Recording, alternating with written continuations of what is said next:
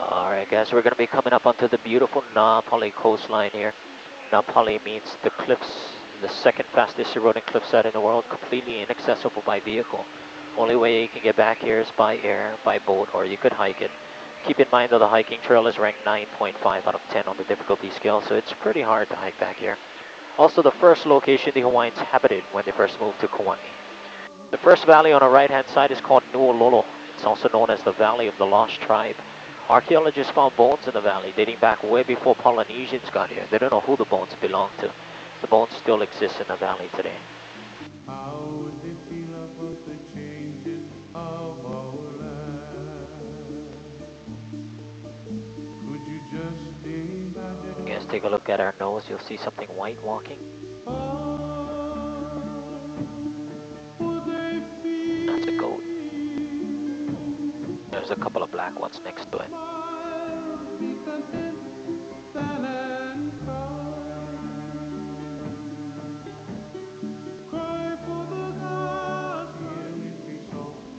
The only valley the Hawaiians did not live in on this coastline is this next one coming up. It's called Honopu.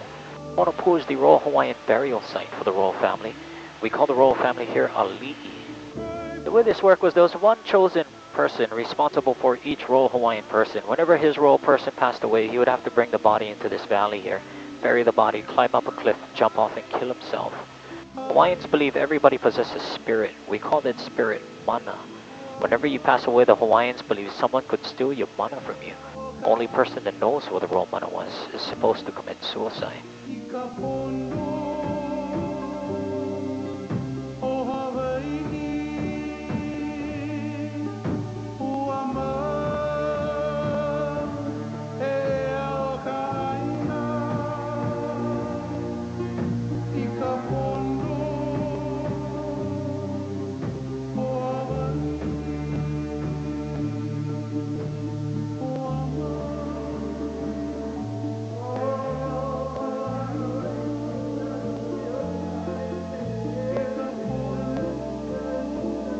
This valley here in front of us, Kalalau Valley, by far the largest valley on the coastline, once home to more than 5,000 Hawaiians.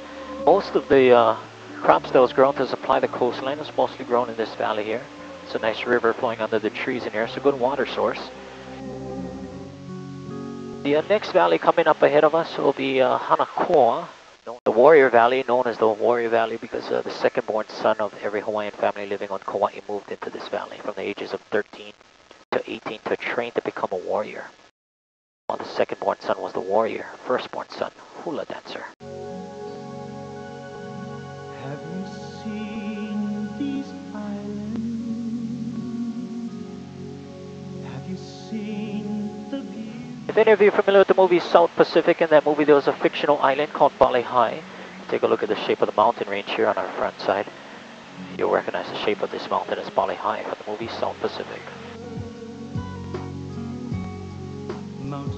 And the beach on the corner is Ke'e Beach, the end of the road on the North Shore. That's where you park your car if you want to hike the Na Pali Trail.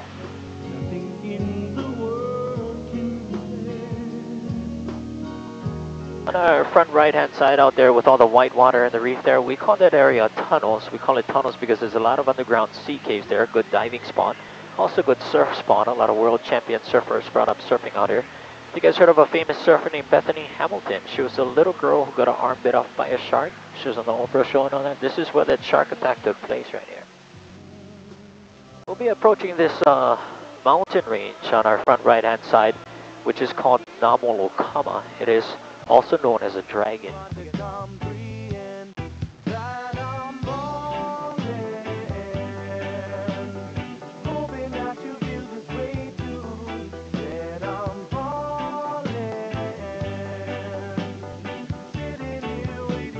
Up on the waterfall back here, which is Namolokama Falls. It is the tallest waterfall in the state of Hawaii. It is 3,400 feet tall. It's the second tallest waterfall in the world. It is second only to Angel Falls at Venezuela.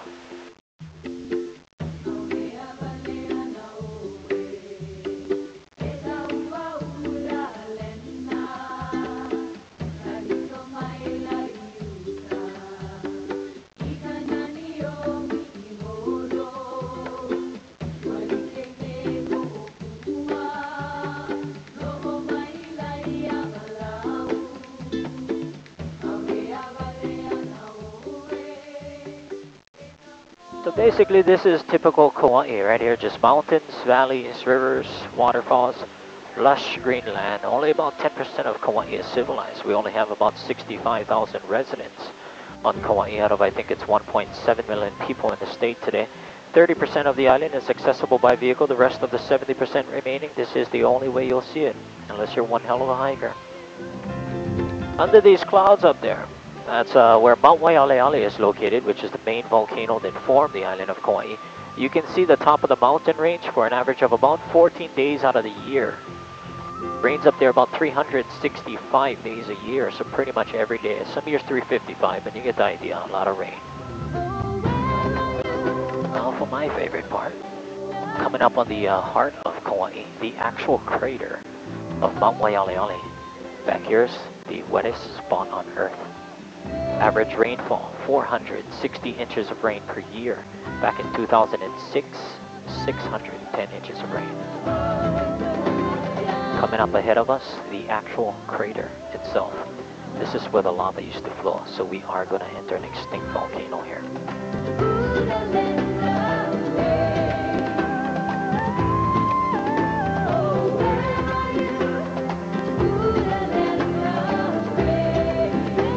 Where you're gonna have to just trust me.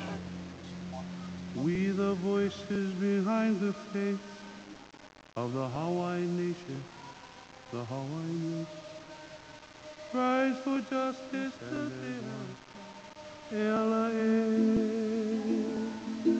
So we are inside of the actual crater here. There used to be a wall at that entrance we took to get in here. One day on an eruption, the wall blew right out and the lava started forming the east side of Kauai.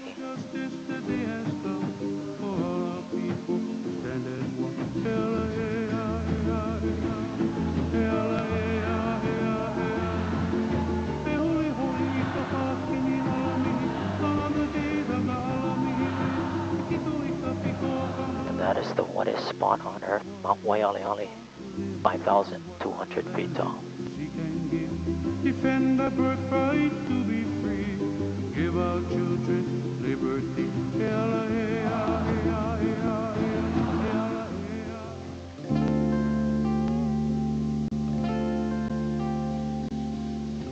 Ia Hawaii e kanaka Hawaii no ai me ke aloha nui e Hawaii aloha no e kua me hana ue aloha e. I want to report after the ride. How was it? It was like a little bit ahead. Yeah, it was like 10 minutes. It felt like. What was the best part? How it goes. The parade. Freedom over the sea, but I watch my home